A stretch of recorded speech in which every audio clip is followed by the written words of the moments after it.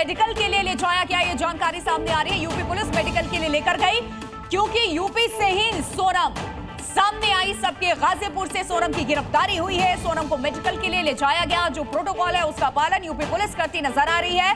दीपक का मैं रुख कर रही हूं। दीपक, बड़ी बात यहां पर परिवार जो है सोनम का, उनके पिता का हमने बयान सुन लिया। वो ये कह रहे हैं उनकी बेटी निर्दोष है, मेघालय पुलिस का फेलियर है। वो उन आरोपों को सोनम के ऊपर मढ़ रही है जिसका खुलासा मेघालय पुलिस नहीं कर पाई। केस लीपापोती करने का सरासर मामला लगा दिया। बड़ी बात यह है कि सोनम के ससुराल वाले कहां हैं?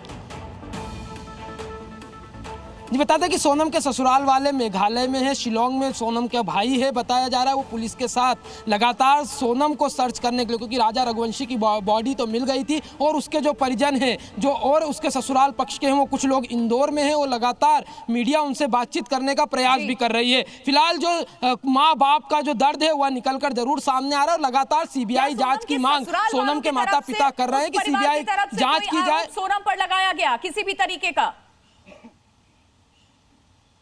जी बता दें कि सूत्रों के हवाले से एक खबर जरूर निकल के सामने आ रही है कि सोनम के जो देवर है, राजा का जो भाई है, उसने सोनम के इस पूरे घटनाक्रम सामने आने के बाद फांसी की सजा की मांग की है। पर अभी ये पूरी तरीके से पुष्टि नहीं हो पा रही, अपुष्ट बताई जा रही। सूत्रों के हवाले से खबर निकलकर जरूर सामने आ रही है। अब धीरे धीरे जैसे जैसे इस पूरे केस में परत खुलेगा वैसे वैसे इस पूरे मामले में सोनम के ससुराल पक्ष का भी बयान निकलकर सामने आएगा, क्योंकि लगातार सोनम की सर्चिंग में जो उसका देवर है वो लगा हुआ था। भाई की बॉडी को यहाँ 4 जून को लाया गया और यहाँ पर अंतिम संस्कार किया गया। उसके बाद से लगातार सोनम की तलाश जारी थी और देर रात सोनम का मिलना, पुलिस का लगातार प्रोटोकॉल का पालन करना। अब इस पूरे मामले में और जो पूरी गुत्थी उलझी हुई है वो पूरी गुत्थी जो शिलोंग पुलिस है वही सुलझाने में काम करेगी। सोनम से तब पता चलेगा कि सोनम यहां पर कैसे आई, अकेले पहुंची या उसके साथ कोई और लोग भी थे, बस से आई, कार से आई, ऑटो से आई, ये सारे सवाल अभी बाकी हैं। लेकिन जरा मुझे राजा रघुवंशी और सोनम रघुवंशी का बैकग्राउंड जरा बताइए दर्शकों को।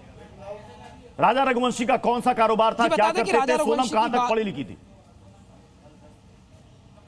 जी बता दें कि सोनम की यदि बात करते तो वह भी पढ़ी लिखी हुई थी, एक जगह कहीं जॉब भी किया करती थी। हालांकि उसका ज्यादा रिकॉर्ड अभी निकलकर धीरे धीरे सामने आ रहा है। पर अभी राजा की बात करते हैं तो वह जो ट्रांसपोर्ट है, ट्रांसपोर्ट के क्षेत्र में राजा काम करता था और ज्यादा दिन इनके शादी को हुए नहीं थे और कई वर्षों से राजा और उसके परिवार ट्रांसपोर्ट के क्षेत्र में काम करते थे। लगातार जो व्हीकल को लेकर यदि हम बात करते हैं तो उसको गाड़ी को अटैच करना, गाड़ी को अन्य जगहों पर भेजना या कस्टमर से उनको प्रोवाइड करना। जी बता दें कि जो परिवार की ओर से बयान सामने आया तो बताया जा रहा है पूरी अरेंज मैरिज थी, अच्छे से धूमधाम से शादी की गई थी और शादी की जो तस्वीरें निकलकर सामने आई है उस शादी में आप देखेंगे तो किस तरीके से जो दोनों सोनम और राजा दोनों एक दूसरे का हाथ पकड़कर डांस करते हुए परिवार के साथ नाचते हुए भी नजर आ रहे हैं। पर आखिर क्या होता है इन 15 से 20 दिनों में कि इस तरीके की वारदात निकलकर सामने आती है? क्यों पुलिस ने यह पूरा जो दोष है सोनम के ऊपर मढ़ा है? क्या पुलिस को सीसीटीवी फुटेज में प्राप्त हुए हैं? क्या पुलिस ने ट्रैकिंग की है? और जो तीन वहां के जो सीएम है मेघालय के, दीपक आपकी बात हुई होगी सोनम और राजा रघुवंशी के परिवार वालों से। एक बात बताइएगा कि हनीमून का जो प्लान बना था मेघालय शिलोंग जाने का, ये आइडिया किसका था? ये आइडिया राजा रघुवंशी का था या सोनम का था कि हम मेघालय चलते हैं? जी बता दें कि जी शिलोंग जाने की यदि हम बात करें आइडिया दोनों का ही था।